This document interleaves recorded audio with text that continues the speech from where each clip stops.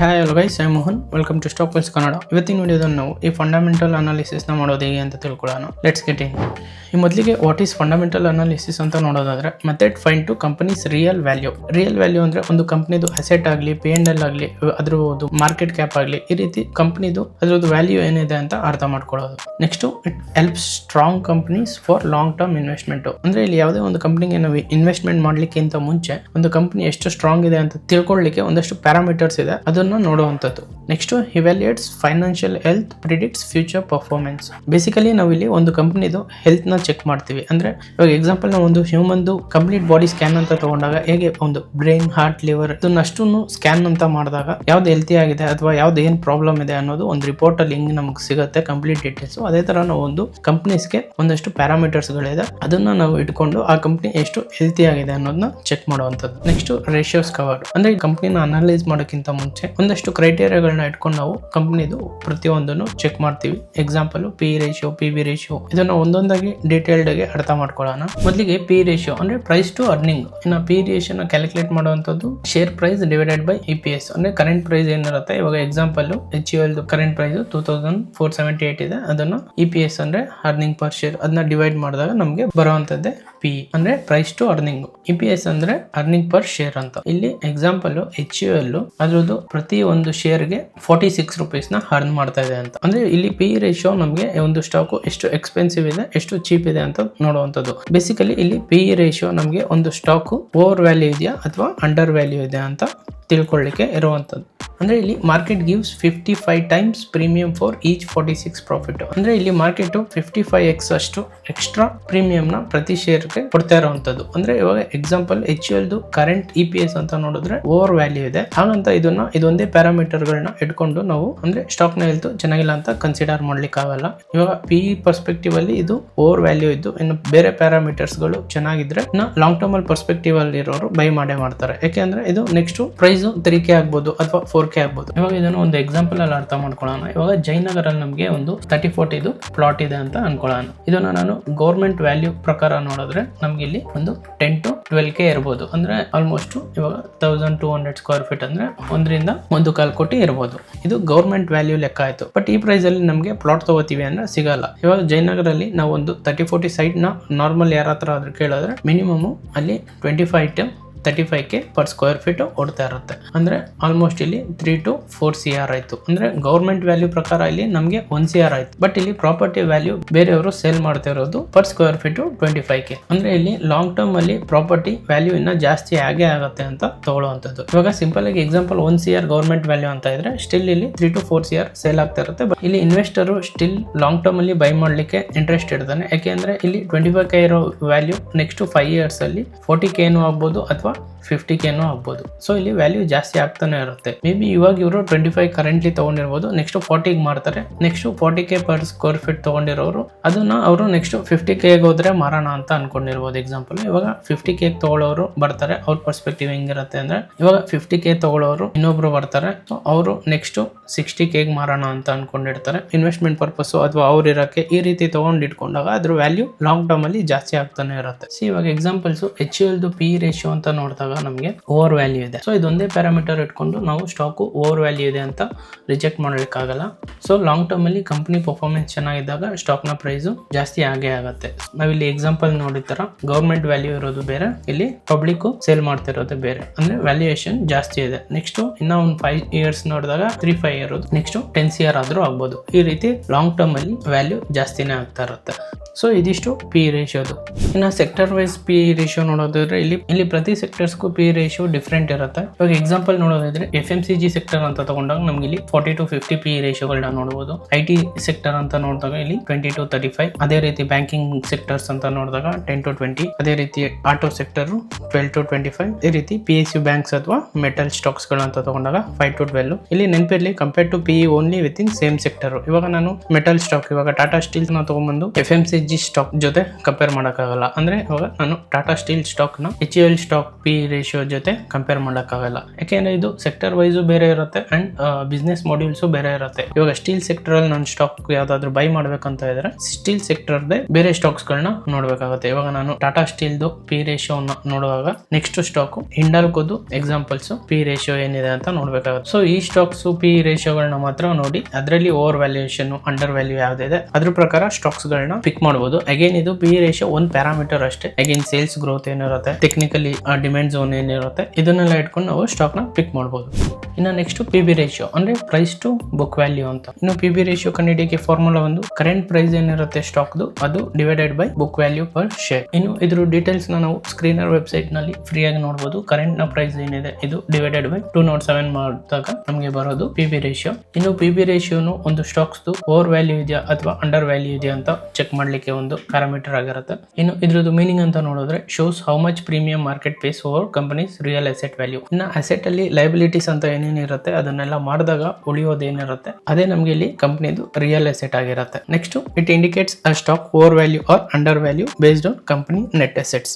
ಇನ್ನು ಸ್ಟಾಕ್ಸ್ ನ ಪಿಕ್ ಮಾಡುವಾಗ PB ರೂಲ್ಸ್ ಅಂತ ನೋಡೋದಿದ್ರೆ PB ರೇಷಿಯೋ 1 ಗಿಂತ ಬಿಲೋ ಇದ್ರೆ ಇದು ಗುಡ್ ಸೈನ್ ಅಂತ ಕನ್ಸಿಡರ್ ಮಾಡಬಹುದು. ಶೇರ್ ನ ಪ್ರೈಸ್ ಚೀಪ್ ಇದೆ ಅಂದ್ರೆ ಅಂಡರ್ ವ್ಯಾಲ್ಯೂ ಇದೆ ಅಂತ. 1 to 3 ಇದ್ರೆ ನಾರ್ಮಲ್ ಫೇರ್ ಪ್ರೈಸ್ ಅಂತ ಕನ್ಸಿಡರ್ ಮಾಡಬಹುದು. 3 to 6 ಅಂತ ಅಂದ್ರೆ ಪ್ರೀಮಿಯಂ ಅಂತ. ಮೋರ್ ದೆನ್ 6 ಅಂತ ಇದ್ದಾಗ very premium, expensive but may be justify. ಅಂದ್ರೆ ಎಕ್ಸಾಂಪಲ್ ಇಲ್ಲಿ ನಾವು HUL PB ರೇಷಿಯೋ ನೋಡಿದ್ರೆ 12.5 ಇದೆ. ಇಲ್ಲಿ ಅಗೇನ್ ಸೆಕ್ಟರ್ಸ್ ವೈಸ್ PB ರೇಷಿಯೋಗಳು ಡಿಫರ್ ಆಗುತ್ತೆ. FMCG ಸೆಕ್ಟರ್ಸ್ ಸ್ಟಾಕ್ಸ್ ಗಳು ಅಂತ ತಗೊಂಡಾಗ ನಮಗೆ ಸ್ಟಾಕ್ ನ ಪ್ರೈಸ್ ಪ್ರೀಮಿಯಂ ಆಗಿದ್ರು ರಿಟರ್ನ್ಸ್ ಸೇಲ್ಸ್ ಚೆನ್ನಾಗಿ ಆಗ್ತಾ ಇದ್ದಾಗ ಸ್ಟಿಲ್ ನಾವು ಆ ವ್ಯಾಲ್ಯೂ ನ ಕೊಡಕ್ಕೆ ರೆಡಿ ಇರ್ತೀವಿ. ಲಾಂಗ್ ಟರ್ಮ್ ಅಲ್ಲಿ ಸ್ಟಾಕ್ಸ್ ಅಥವಾ ಕಂಪನೀಸ್ ಚೆನ್ನಾಗಿ ಹೋಗೋದ್ರಿಂದ ನಾವು ಸ್ಟಾಕ್ಸ್ ಗಳನ್ನ ಬೈ ಮಾಡಬಹುದು. ಅಗೇನ್ ಇದು ಒಂದು ಸೆಕೆಂಡ್ ಪ್ಯಾರಾಮೀಟರ್ ಆಗಿ ಕನ್ಸಿಡರ್ ಮಾಡಬಹುದು. ಅಗೇನ್ ಇಲ್ಲಿ ನಾವು ಇಂಪಾರ್ಟೆಂಟ್ ನೋಟ್ ಅಂತ ನೋಡಿದಾಗ PB ರೇಷಿಯೋಗಳು ನಮಗೆ ಬ್ಯಾಂಕ್ಸ್ ಗಳಲ್ಲಿ PSU ಸ್ಟಾಕ್ಸ್ ಗಳು, ಮೆಟಲ್ ಸ್ಟಾಕ್ಸ್ ಗಳು, ಈ ರೀತಿ ಸೆಕ್ಟರ್ಸ್ ಅಂಡ್ ಸ್ಟಾಕ್ಸ್ ಗಳು ನಮಗೆ ಯಾವಾಗಲೂ PB ರೇಷಿಯೋ ಬಿಲೋ 1 ಇರಬೇಕು. ಯಾಕೆಂದ್ರೆ ಎಕ್ಸಾಂಪಲ್ ಇವಾಗ ನೋಡೋದ್ರೆ PB is less relevant for tech or service companies because their assets are intangible. Intangible ಅಂದ್ರೆ ಫಿಸಿಕಲಿ ನಮಗೆ ಯಾವುದು ಟಚ್ ಮಾಡ್ಲಿಕ್ಕೆ ಆಗಲ್ಲ. ಅದು ಇವಾಗ ಸಾಫ್ಟ್ವೇರ್ಸ್ ಬ್ಯಾಂಕ್ಸ್ ಅಂತ ಬಂದಾಗ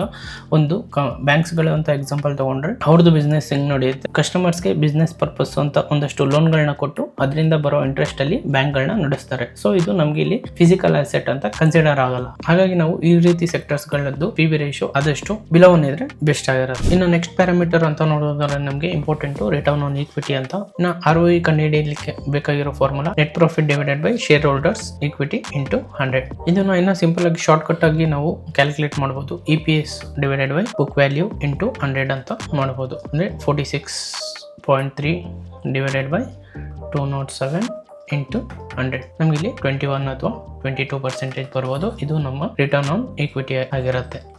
ಇನ್ನು ನಾವು ಈ ಕಂಪ್ನಿ ಲಾಸ್ಟ್ 5 years ಇಂದ 10 years ಇಂದ ರಿಟರ್ನ್ಸ್ ಎಷ್ಟು ಕೊಡ್ತಾ ಇದೆ ಅನ್ನೋದನ್ನ ನಾವು ಇಲ್ಲಿ ಕ್ಲಿಯರ್ ಆಗಿ ನೋಡ್ಬೋದು. ನಾವಿಲ್ಲಿ ಪ್ರಾಫಿಟ್ ಆ್ಯಂಡ್ ಲಾಸ್ ಸೆಕ್ಷನ್ಗೆ ಬಂದರೆ ನಮಗೆ ಇಲ್ಲಿ ರಿಟರ್ನ್ ಆನ್ ಈಕ್ವಿಟಿ ಎಕ್ಸಾಂಪಲ್ಸ್ ಇಲ್ಲಿ ನೋಡ್ಬೋದು. ಲಾಸ್ಟ್ 10 years ಇಂದ 29%, ಲಾಸ್ಟ್ 5 years ಇಂದ 21, ಲಾಸ್ಟ್ 3 years ಇಂದ 20, ಅದೇ ರೀತಿ ಲಾಸ್ಟ್ ಇಯರ್ ಇಂದ 20%. ಸೊ ಇಲ್ಲಿ ನಮಗೆ HUL every year 20% plus returns ನ ಕೊಡ್ತಾ ಇದೆ. ಅಂದ್ರೆ ಇಲ್ಲಿ ಸಿಂಪಲ್ ಆಗಿ ಓನರ್ ಮನಿನ ಕಂಪನಿ ಎಷ್ಟು ಸ್ಮಾರ್ಟ್ ಆಗಿ ಯೂಸ್ ಮಾಡ್ತಾ ಇದೆ ಅಂತ. ಅಂದ್ರೆ ಇವಾಗ 100 rupees ಇನ್ವೆಸ್ಟ್ಮೆಂಟ್ ಮಾಡಿದ್ದಾರೆ ಅಂದ್ರೆ 20% ರಿಟರ್ನ್ಸ್ ಕೊಟ್ಟಿದೆ ಅಂದ್ರೆ ನಮ್ಗೆ ಇಲ್ಲಿ 120 rupees ಆಯ್ತು. ಸೊ ಇಲ್ಲಿ ನಾವು ಯಾವುದೇ ಕಂಪನಿಗೆ ಇನ್ವೆಸ್ಟ್ಮೆಂಟ್ ಮಾಡ್ಲಿಕ್ಕಿಂತ ಮುಂಚೆ ರಿಟರ್ನ್ ಆನ್ ಈಕ್ವಿಟಿ ಅಂದ್ರೆ ರಿಟರ್ನ್ಸ್ ಎಷ್ಟು ಕೊಡ್ತಾ ಇದೆ ಎವ್ರಿ ಇಯರ್ ಮತ್ತೆ ಎಷ್ಟು ಕನ್ಸಿಸ್ಟೆಂಟ್ ಆಗಿ ಕೊಡ್ತಾ ಇದೆ ಅಂತ ನೋಡೋದು ಇಂಪಾರ್ಟೆಂಟ್ ಆಗಿರುತ್ತೆ. ಇನ್ನು ಸ್ಟಾಕ್ ಪಿಕ್ ಮಾಡುವಾಗ ರಿಟರ್ನ್ ಆನ್ ಈಕ್ವಿಟಿ ರೂಲ್ಸ್ ಅಂತ ನೋಡೋದಾದ್ರೆ ಬಿಲೋ 10% ವೀಕ್ ಅಂತ ಕನ್ಸಿಡರ್ ಮಾಡ್ತೀವಿ. 10 to 15 average, 15 to 20 good, more than 20% ಇರೋದನ್ನ ಎಕ್ಸಲೆಂಟ್ ಅಂತ ಕನ್ಸಿಡರ್ ಮಾಡ್ತೀವಿ. ಅಂದ್ರೆ ಹೈಲಿ ಪ್ರಾಫಿಟಬಲ್ ಬಿಸ್ನೆಸ್ ಅಂತ. ಸೊ ಇಲ್ಲಿ ಕಂಪನಿದು ಬಿಸ್ನೆಸ್ ಮಾಡೆಲ್ ಎಷ್ಟು ಪ್ರಾಫಿಟಬಲ್ ಆಗಿದೆ ಅನ್ನೋದು ನಮ್ಗೆ ಇಲ್ಲಿ ಕ್ಲಿಯರ್ ಪಿಕ್ಚರ್ ಸಿಗುತ್ತೆ.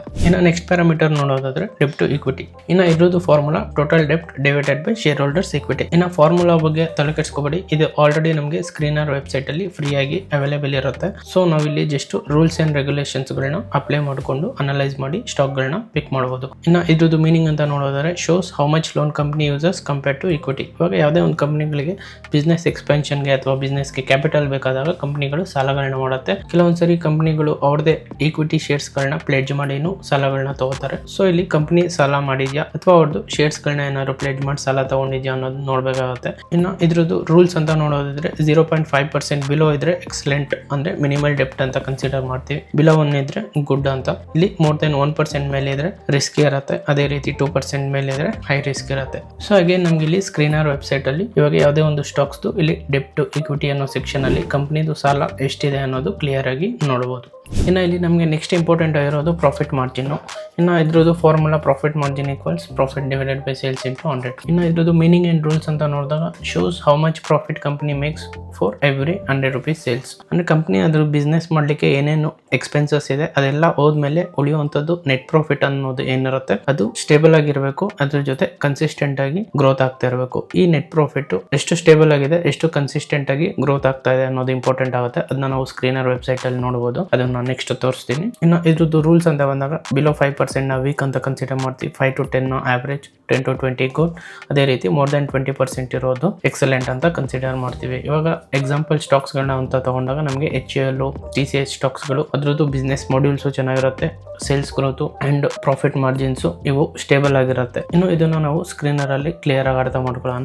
ಇನ್ನು ನಾವು ಇಲ್ಲಿ ಇವಾಗ ಸ್ಕ್ರೀನರ್ ವೆಬ್ಸೈಟ್ ಅಲ್ಲಿ ಇದ್ದೀವಿ ಅಂಡ್ ಸ್ಟಾಕ್ ಎಕ್ಸಾಂಪಲ್ಗೆ HUL ನ ತಗೊಂಡಿದ್ದೀನಿ. ನೆಕ್ಸ್ಟ್ ಇಲ್ಲಿ ನಾವು ಇಲ್ಲಿ ಪ್ರಾಫಿಟ್ ಅಂಡ್ ಲಾಸ್ ಸೆಕ್ಷನ್ಗೆ ಹೋಗ್ಬೇಕಾಗುತ್ತೆ. ಇಲ್ಲಿ ನಾವು ಸೇಲ್ಸ್, ಆಪರೇಟಿಂಗ್ ಪ್ರಾಫಿಟ್, ಅದೇ ರೀತಿ ಟ್ಯಾಕ್ಸ್, ನೆಟ್ ಪ್ರಾಫಿಟ್ ಈ ರೀತಿ ಡೀಟೇಲ್ಸ್ ಆಗಿ ಕ್ಲಿಯರ್ ಆಗಿ ನೋಡಬಹುದು. ಇವಾಗ ಎಕ್ಸಾಂಪಲ್ ನಾನು ಸೇಲ್ ಅಂತ ತಗೊಂಡ್ರೆ ಇಲ್ಲಿ ನಮಗೆ ಎವ್ರಿ ಇಯರ್ ಇವಾಗ ಮಾರ್ಚ್ 2014 ಅಂತ ತಗೊಂಡ್ರೆ 29,000 ಇದೆ ಅಂಡ್ ಇದು ಕನ್ಸಿಸ್ಟೆಂಟ್ ಆಗಿ ನಮಗೆ ಇಲ್ಲಿ ಇನ್ಕ್ರೀಸ್ ಆಗ್ತಾ ಬರ್ತಾ ಇದೆ ಸೇಲ್ಸ್ ಎವ್ರಿ ಇಯರ್. ಇವಾಗ ಇಲ್ಲಿ ನಮಗೆ 2025 ಮಾರ್ಚ್ ಅಲ್ಲಿ 63,000 ಸೇಲ್ಸ್ ಆಗಿದೆ. ಅಂದ್ರೆ 2014 ಅಲ್ಲಿ 30 ಇದ್ದಿದ್ದು ಮಾರ್ಚ್ 25 ಅಲ್ಲಿ 63 ಇದೆ ಅಂಡ್ ಇದು ಕನ್ಸಿಸ್ಟೆಂಟ್ ಆಗಿ ನಮಗೆ ಇನ್ಕ್ರೀಸ್ ಆಗ್ತಾ ಬರ್ತಾ ಇದೆ. ಇನ್ನು ನಾವು ಇಲ್ಲಿ ಎಕ್ಸ್ಪೆನ್ಸಸ್ ಮೇಲೆ ಕ್ಲಿಕ್ ಮಾಡಿದ್ರೆ ನಮ್ಗೆ ಇಲ್ಲಿ material cost, manufacture cost, employees cost, ಅಂದ್ರೆ ಇಲ್ಲಿ ಮೆಟೀರಿಯಲ್ ಗೆ ಖರ್ಚಾಗುವಂತದ್ದು ಕಾಸ್ಟ್, ಮ್ಯಾನುಫ್ಯಾಕ್ಚರ್ ಗೆ ಕಾಸ್ಟ್, ಇನ್ನು ಎಂಪ್ಲಾಯೀಸ್ ಸ್ಯಾಲರಿ ಇದೆಲ್ಲ ಕಟ್ ಆಗಿ ಬರುವಂತ ಅಮೌಂಟ್ ಆಪರೇಟಿಂಗ್ ಪ್ರಾಫಿಟ್ ಆಗಿರುತ್ತೆ. ಅಗೇನ್ ಇಲ್ಲಿ ನಮಗೆ ಆಪರೇಟಿಂಗ್ ಪ್ರಾಫಿಟ್ ಇನ್ಕ್ರೀಸ್ ಆಗ್ತಾ ಬರ್ತಾ ಇದೆ. ಇವಾಗ 2014 ಅಲ್ಲಿ 4,000 ಇದ್ದಿದ್ದು ಇವಾಗ 2025 ಅಲ್ಲಿ 14,000 ಇದೆ. ಇದನ್ನು ಕನ್ಸಿಸ್ಟೆಂಟ್ ಆಗಿ ನಮಗೆ ಇನ್ಕ್ರೀಸ್ ಆಗ್ತಾ ಬರ್ತಾ ಇದೆ,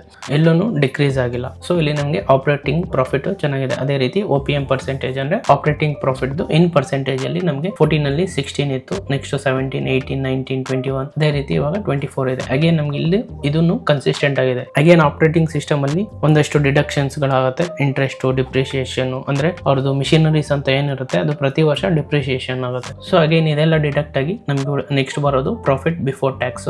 ಅಗೇನ್ ನೆಕ್ಸ್ಟ್ ಟ್ಯಾಕ್ಸ್ ನ ಡಿಡಕ್ಟ್ ಮಾಡಿದಾಗ ಸಿಗುವಂತದ್ದೇ ನೆಟ್ ಪ್ರಾಫಿಟ್. ಇದು ನಮಗೆ ಅಗೇನ್ 2014 ಅಲ್ಲಿ ತಗೊಂಡ್ರೆ 3,900 ಇದೆ. ಇದನ್ನು ಕನ್ಸಿಸ್ಟ್ ಆಗಿ ನಮಗೆ ಇನ್ಕ್ರೀಸ್ ಆಗ್ತಾ ಬರ್ತಾ ಇದೆ. ಇಲ್ಲಿ ಮಾರ್ಚ್ಗೆ ತಗೊಂಡ್ರೆ 10,677. ಸೊ ಇಲ್ಲಿ ನಮಗೆ ಯಾವುದೇ ಒಂದು ಕಂಪನಿದು ಪ್ರಾಫಿಟ್ ಮಾರ್ಜಿನ್ ನೋಡುವಾಗ sales growth, operating system, net profit ಇವೆಲ್ಲ ಒಂದು ಸ್ಟೇಬಲ್ ಆಗಿರಬೇಕು. ಅಟ್ ದ ಸೇಮ್ ಟೈಮ್ ಅದು ಗ್ರೋತ್ ಚೆನ್ನಾಗಿ ಆಗ್ತಾ ಇರಬೇಕು. ಸೊ ಅವಾಗಷ್ಟೇ ನಮಗೆ ಒಂದು ಕಂಪನಿದು ಬಿಸ್ನೆಸ್ ಮಾಡ್ಯೂಲ್ ಸ್ಟ್ರಾಂಗ್ ಆಗಿದೆ ಅಂಡ್ ಪ್ರಾಫಿಟ್ ಚೆನ್ನಾಗಿ ಆಗ್ತಾ ಇದೆ ಅನ್ನೋದು ಕ್ಲಿಯರ್ ಪಿಕ್ಚರ್ ಸಿಗೋದು. ಸೊ ಈ ಸ್ಟಾಕ್ ನ ಪ್ರಾಫಿಟ್ ಮಾರ್ಜಿನ್ ಅಂತ ನೋಡಿದಾಗ ನಮಗೆ ಕರೆಕ್ಟ್ ಆಗಿದೆ, ಸ್ಟೇಬಲ್ ಆಗಿದೆ. ಸೊ ಅದೇ ರೀತಿ ನಾವು ಇನ್ನೊಂದು ಸ್ಟಾಕ್ ನ ಎಕ್ಸಾಂಪಲ್ ಆಗಿ ನೋಡೋಣ. ಸೊ ನಾನು ಇವಾಗ ಅದಾನಿ ಎಂಟರ್ಪ್ರೈಸಸ್ ನ ಎಕ್ಸಾಂಪಲ್ ಆಗಿ ತಗೊಂಡಿದ್ದೀನಿ. ಸೊ ಅಗೇನ್ ಸೇಮ್ ನಾವು ಪ್ರಾಫಿಟ್ ಅಂಡ್ ಲಾಸ್ ಸೆಕ್ಷನ್ ಗೆ ಹೋಗ್ತೀವಿ. ಸೇಮ್ ಇಲ್ಲಿ ಸೇಲ್ಸ್ ಏನಿದೆ 2014 ಅಲ್ಲಿ 54,000 ಇತ್ತು, ಮಾರ್ಚ್ 64 ಇದೆ. ಅಗೇನ್ 16 ಅಲ್ಲಿ 34,000 ಬಂದ್ಬಿಟ್ಟಿದೆ.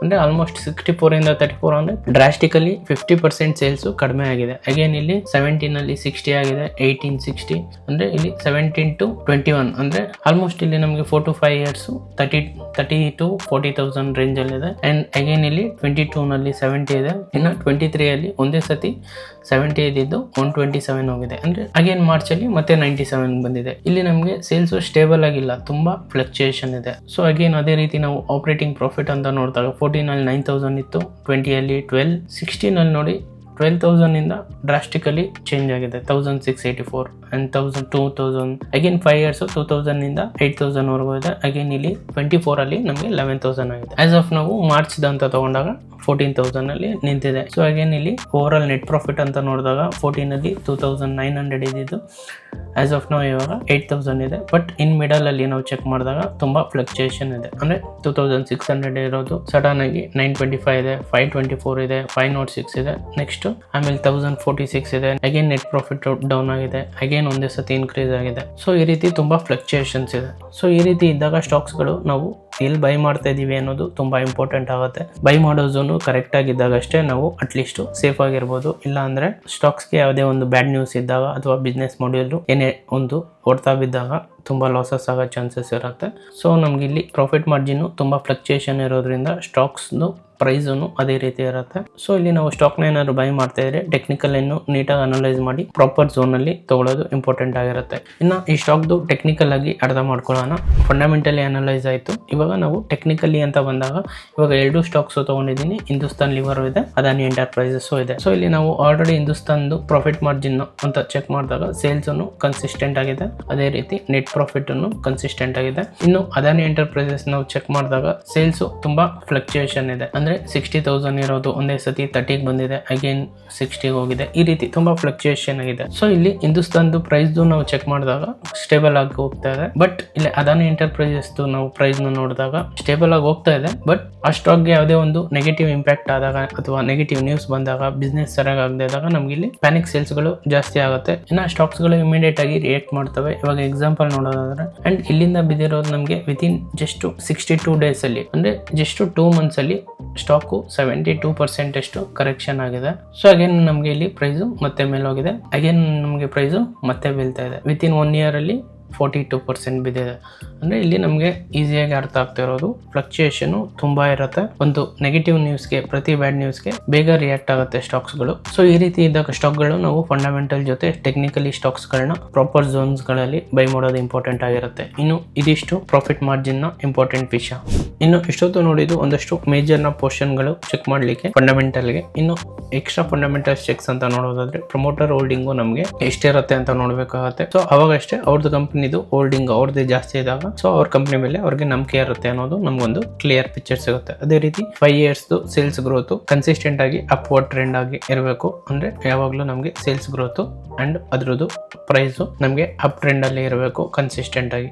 ಇನ್ನು next cash flow positive and growing consistent positive ಆಗಿರಬೇಕು. ಅಂದ್ರೆ ಕಂಪನಿಲಿ ರಿಸರ್ವ್ಸ್ ಇರಬೇಕು. ಇನ್ನು next sector performance compare with competitors and industry trends. ಇವಾಗ ಸ್ಟೀಲ್ ಸೆಕ್ಟರ್ ಅಂತ ತಗೊಂಡ್ರೆ ಅದರಲ್ಲಿ ಬೇರೆ ಸ್ಟಾಕ್ಸ್ ಗಳಲ್ಲಿ ಕಾಂಪೀಟ್ ಮಾಡ್ತಾ ಇದೆಯಾ ರಿಟರ್ನ್ಸ್ ಅಲ್ಲಿ ಅಂತ ಚೆಕ್ ಮಾಡಬೇಕಾಗುತ್ತೆ. ನೆಕ್ಸ್ಟ್ ಇನ್ನು pledging shares should be 0% financially stability. ಅಂದ್ರೆ ನಾವು ಆಲ್ರೆಡಿ ಕಂಪನಿದು ಈಕ್ವಿಟೀಸ್ ಗಳನ್ನ ಪ್ಲೆಡ್ಜ್ ಮಾಡಿ ಸಾಲಗಳನ್ನ ತಗೊಂಡು ಬಿಸ್ನೆಸ್ ರನ್ಗೆ ಯೂಸ್ ಮಾಡ್ತಾರೆ. ಇಲ್ಲಿ ನಮಗೆ ಆದಷ್ಟು ಪ್ಲೆಡ್ಜಿಂಗ್ ಪರ್ಸೆಂಟೇಜ್ 0 ಇದ್ರೆ ಪಾಸಿಟಿವ್ ಸೈನ್ ಆಗಿರುತ್ತೆ. ಇನ್ನು next last 5 years profit growth ಏನಿದೆ ಅಂತ ಚೆಕ್ ಮಾಡ್ಕೋಬೇಕಾಗುತ್ತೆ. ಅದನ್ನು ಕನ್ಸಿಸ್ಟೆಂಟ್ ಆಗಿದ್ದಾಗ ಅಗೇನ್ ಇಟ್ಸ್ ಗುಡ್ ಸೈನ್ ಆಗುತ್ತೆ. ಇನ್ನು return on equity and ROC ಗಳು ಶುಡ್ ಬಿ ಮೋರ್ ದೆನ್ 15%. ಅಂದ್ರೆ ಅಟ್ಲೀಸ್ಟ್ 15% ಮೇಲಿಂದಾಗ ನಾವು ಆ ಸ್ಟಾಕ್ ಗಳಿಗೆ ಇನ್ವೆಸ್ಟ್ಮೆಂಟ್ ಮಾಡೋದ್ರಲ್ಲಿ ಅರ್ಥ ಇರುತ್ತೆ. ಇವಾಗ ಫಂಡಮೆಂಟಲ್ ಅನಲೈಸ್ ಮಾಡುವಾಗ ಯಾವುದೇ ಒಂದು ಸ್ಟಾಕ್ ಗುಡ್ ಸೈನ್ ಅಂತ ಕನ್ಸಿಡರ್ ಮಾಡ್ಲಿಕ್ಕೆ ಒಂದು ಎಕ್ಸಾಂಪಲ್ ಅಂತ ಇವಾಗ HUL ಸ್ಟಾಕ್ ನ ನೋಡೋಣ. ಇವಾಗ ಎಕ್ಸಾಂಪಲ್ ಪ್ರೈಸ್ ಅಂತ ನೋಡಿದಾಗ ಕರೆಂಟ್ ಮಾರ್ಕೆಟ್ ಪ್ರೈಸ್ ಅರೌಂಡ್ 2500 ಇದೆ. EPS ಅಂದ್ರೆ ಅರ್ನಿಂಗ್ ಪರ್ ಶೇರ್ ಪ್ರತಿ ಶೇರ್ಗೆ 46 ರೂಪೀಸ್ ನ ಅರ್ನ್ ಮಾಡ್ತಾ ಇದೆ. ಇನ್ನು P ರೇಷಿಯೋ ಅಂತ ನೋಡಿದ್ರೆ 55 ಇದೆ. ಐ ಪ್ರೀಮಿಯಂ ವ್ಯಾಲ್ಯೂಯೇಷನ್ ಅಂದ್ರೆ 55 ಟೈಮ್ ಎಕ್ಸ್ಟ್ರಾ ಪೇ ಮಾಡ್ತಾ ಇದೀವಿ. ಯಾಕೆ ಅಂದ್ರೆ ಕಂಪನಿ ಸ್ಟೇಬಲ್ ಆಗಿದೆ ಅಂಡ್ ಕನ್ಸಿಸ್ಟೆಂಟ್ ಆಗಿ ಪ್ರಾಫಿಟ್ ಕೊಡ್ತಾ ಇದೆ. ಹಾಗಾಗಿ ನಾವು ಸ್ಟಿಲ್ 55x ನ ಕೊಡಕ್ಕೆ ರೆಡಿ ಇರ್ತೀವಿ. ಇನ್ನು PB ರೇಷಿಯೋ ಅಂತ ಬಂದಾಗ ಬೇರೆ ಸೆಕ್ಟರ್ ಸ್ಟಾಕ್ಸ್ ಗಳನ್ನ ನೋಡಿದಾಗ ನಮಗೆ ಇಲ್ಲಿ PB ರೇಷಿಯೋ ಪ್ರೀಮಿಯಂ ಅನ್ಸುತ್ತೆ, ಹೈ ಇದೆ ಅನ್ಸುತ್ತೆ. ಬಟ್ ಸ್ಟಿಲ್ ಅದರ್ ಫ್ಯಾಕ್ಟರ್ಸ್ ಅಂತ ನೋಡಿದಾಗ ಕಂಪನಿ P&L ಅಂತ ನೋಡಿದಾಗ ಸೇಲ್ಸ್ ಆಗಲಿ ಅಥವಾ ರಿಟರ್ನ್ಸ್ ಆಗಲಿ ನಮಗೆ ಸ್ಟೇಬಲ್ ಆಗಿ ಕನ್ಸಿಸ್ಟೆಂಟ್ ಆಗಿ ಕೊಡ್ತಾ ಇರೋದ್ರಿಂದ ನಮಗೆ ವ್ಯಾಲ್ಯೂಯೇಷನ್ ಪ್ರೀಮಿಯಂ ಆಗಿದ್ರು ಪೇ ಮಾಡ್ಲಿಕ್ಕೆ ರೆಡಿ ಇರ್ತೀವಿ. ಇನ್ನು ಡೆಬ್ಟ್ ಟು ಇಕ್ವಿಟಿ ಅಂತ ಬಂದ್ರೆ ಕಂಪನಿದು ಸಾಲ ಮಿನಿಮಲ್ ಆಗಿದೆ. ಇನ್ನು ಪ್ರಾಫಿಟ್ ಮಾರ್ಜಿನ್ 15 to 20% ಅಂದ್ರೆ ಸ್ಟೇಬಲ್ ಆಗಿದೆ. ಇನ್ನು ನೆಕ್ಸ್ಟ್ ROI ಅಂದ್ರೆ return on equity 20 to 25% every year ಕೊಡ್ತಾ ಬಂದಿದೆ. ಸೊ ಇದು ನಮಗೆ ಫಂಡಮೆಂಟಲ್ ಏನು ಸ್ಟ್ರಾಂಗ್ ಇದೆ ಸ್ಟಾಕು. ಸೊ ಪ್ರೀವಿಯಸ್ ಸ್ಲೈಡ್ ಅಲ್ಲಿ ನಾವು ಆಲ್ರೆಡಿ ಚಾರ್ಟ್ ನ ನೋಡಿದ್ವಿ. ಟೆಕ್ನಿಕಲ್ ಆಗಿನು ಸ್ಟ್ರಾಂಗು ಅಂಡ್ ಇದು ಸ್ಟಾಕ್ ಯಾವುದೇ ರೀತಿ ರೆಕಮೆಂಡೇಶನ್ ಅಲ್ಲ, ಫಂಡಮೆಂಟಲ್ ಪ್ಲಸ್ ಟೆಕ್ನಿಕಲ್ ಅಂತ ಮರ್ಜ್ ಮಾಡಿದಾಗ ಗುಡ್ ಸ್ಟಾಕ್ಸ್ ಗಳನ್ನ ಪಿಕ್ ಮಾಡ್ಲಿಕ್ಕೆ ಒಂದು ಎಕ್ಸಾಂಪಲ್ ಆಗಷ್ಟೇ ತೋರಿಸ್ತಾ ಇರೋದು. ಇನ್ನು next how to combine all ratios ಎಲ್ಲಾನು ಕಂಬೈನ್ ಮಾಡಿ ಸಿಂಪಲ್ ಆಗಿ ನಮಗೆ ನಾವೇ ಕ್ವಶನ್ ಹಾಕೋಬೇಕಾಗುತ್ತೆ. ಯಾವುದೇ ಒಂದು ಸ್ಟಾಕ್ ಗಳನ್ನ ಪಿಕ್ ಮಾಡುವಾಗ ಇಸ್ ದಟ್ ಗುಡ್ ಕಂಪನಿ ಅಂತ ಹೇಗೆ ನೋಡೋದು. ಒಂದು ರಿಟರ್ನ್ ಆನ್ ಇಕ್ವಿಟಿ ನಮಗೆ ಆಲ್ರೆಡಿ ನೋಡಿರೋ ತರ ಮಿನಿಮಮ್ 15% ಪ್ಲಸ್ ಇದ್ರೆ ಒಳ್ಳೇದು. ಅದೇ ರೀತಿ ಮಾರ್ಜಿನ್ ಅಂದ್ರೆ ಪ್ರಾಫಿಟ್ ಮಾರ್ಜಿನ್ ನಮಗೆ 15 to 20% ಮೇಲೆ ಸ್ಟೇಬಲ್ ಆಗಿ ಅಂಡ್ ಕನ್ಸಿಸ್ಟೆಂಟ್ ಆಗಿದ್ರೆ ಒಳ್ಳೇದು. ನೆಕ್ಸ್ಟ್ ಕಂಪನಿ ಎಷ್ಟು ಸೇಫ್ ಇದೆ ಅಂತ ನೋಡ್ಬೇಕಾಗುತ್ತೆ. ಅಂದ್ರೆ ಒಂದು ಡೆಬ್ಟ್ ಟು ಇಕ್ವಿಟಿ ಅಂದ್ರೆ ಕಂಪನಿಗೆ ಸಾಲ ಇದೆಯಾ ಅಂತ ನೋಡ್ಬೇಕಾಗುತ್ತೆ. ಅದೇ ರೀತಿ ಯಾವ್ದಾದ್ರು ಅವ್ರದೇ ಇಕ್ವಿಟಿ ಶೇರ್ಸ್ ಗಳನ್ನ ಪ್ಲೆಡ್ಜ್ ಮಾಡಿ ಸಾಲ ತಗೊಂಡಿದಾರ ಅನ್ನೋದು ಇಂಪಾರ್ಟೆಂಟ್ ಆಗುತ್ತೆ. ಅದೇ ರೀತಿ ಕ್ಯಾಶ್ ಫ್ಲೋನ ನೋಡ್ಕೋಬೇಕಾಗುತ್ತೆ. ಇನ್ನು ನೆಕ್ಸ್ಟ್ ಫೇರ್ ಪ್ರೈಸ್, ನಾವು ಆ ಕಂಪನಿದು ಶೇರ್ಸ್ಗೆ ಕೊಡ್ತಾ ಇರೋದು ಪ್ರೈಸು ಫೇರ್ ಇದೆಯಾ ಅಥವಾ ಓವರ್ ವ್ಯಾಲ್ಯೂ ಇದೆಯಾ ಅಂಡರ್ ವ್ಯಾಲ್ಯೂ ಇದೆಯಾ ಅನ್ನೋದು ನಮಗೆ ಪಿ ರೇಷಿಯೋ ಮತ್ತು ಪಿ ಬಿ ರೇಷಿಯೋದಲ್ಲಿ ಗೊತ್ತಾಗುತ್ತೆ. ಅದೇ ರೀತಿ ಟ್ರಸ್ಟ್ ಮ್ಯಾನೇಜ್ಮೆಂಟ್ ಅಂತ ಬಂದಾಗ ಪ್ರಮೋಟರ್ಸ್ ಹೋಲ್ಡಿಂಗು ಎಷ್ಟು ಪರ್ಸೆಂಟೇಜಲ್ಲಿ ಇದೆ ಅನ್ನೋದು ಇಂಪಾರ್ಟೆಂಟ್ ಆಗುತ್ತೆ. ಅದೇ ರೀತಿ ಸ್ಟೇಬಲ್ ಗ್ರೋತ್ ಇದೆಯಾ ಅಂತ. ಸೊ ಇಲ್ಲಿ ನಾವು ಆಲ್ರೆಡಿ ಎಕ್ಸಾಂಪಲ್ HULದು ಸ್ಕ್ರೀನರಲ್ಲಿ ಸೇಲ್ಸ್ನ ನೋಡಿದಾಗ ಕನ್ಸಿಸ್ಟೆಂಟ್ ಆಗಿ ನಂಬರ್ಸು ಇನ್ಕ್ರೀಸ್ ಆಗ್ತಾ ಹೋಗ್ತಾ ಇತ್ತು. ಸೊ ಇಲ್ಲಿ ನಮಗೆ ಸೇಲ್ಸು ಪ್ಲಸ್ ಪ್ರಾಫಿಟ್ಟು ಸ್ಟೇಬಲ್ ಆಗಿ ಆ್ಯಂಡ್ ಲಾಂಗ್ ಟರ್ಮಲ್ಲಿ ಇನ್ಕ್ರೀಸ್ ಆಗ್ತಾ ಹೋಗ್ತಾ ಇದೆಯಾ ಅನ್ನೋದು ಇಂಪಾರ್ಟೆಂಟ್ ಆಗಿರುತ್ತೆ. ಇನ್ನು way to check all fundamental ratios ಅಂತ ನೋಡಿದ್ರೆ screener.in free fundamental analysis tool. ಇಲ್ಲಿ ನಾವು ಫ್ರೀಯಾಗಿ ನಮ್ಮ ಇಂಡಿಯನ್ ಸ್ಟಾಕ್ ಮಾರ್ಕೆಟ್ ಪ್ರತಿ ಸ್ಟಾಕ್ಸ್ಗಳದ್ದು ಫಂಡಮೆಂಟಲಿ ಅನಲೈಸ್ ಮಾಡಬಹುದು. ಇಲ್ಲಿ ಎಕ್ಸಾಂಪಲ್ ಆಗಿ ತಗೊಂಡಿರೋ ಯಾವ ಸ್ಟಾಕ್ಗಳು ಇಲ್ಲಿ ಬೈ ಅಂಡ್ ಸೆಲ್ ರೆಕಮೆಂಡೇಶನ್ ಇಲ್ಲ, it's purely educational purpose. And ಇದಿಷ್ಟು ನಮ್ಮ ಇಂಡಿಯನ್ ಮಾರ್ಕೆಟ್ ಕಂಪ್ನಿಗಳದ್ದು ಫಂಡಮೆಂಟಲ್ ಅನಲೈಸ್ ಮಾಡಲಿಕ್ಕೆ ಏನೇನು ನೋಡಬೇಕು ಅಂಡ್ ಯಾವ ವೆಬ್ಸೈಟ್ ಅಲ್ಲಿ ನೋಡಬೇಕು ಅನ್ನೋದು ಇನ್ಫಾರ್ಮೇಶನ್ ಆಗಿತ್ತು. ಇನ್ನು ಈ ವಿಡಿಯೋ ಇಷ್ಟ ಆಗಿರೋ ಲೈಕ್ ಮಾಡಿ, ಶೇರ್ ಮಾಡಿ ಅಂಡ್ ಸಬ್ಸ್ಕ್ರೈಬ್ ಮಾಡಿ. Thank you so much.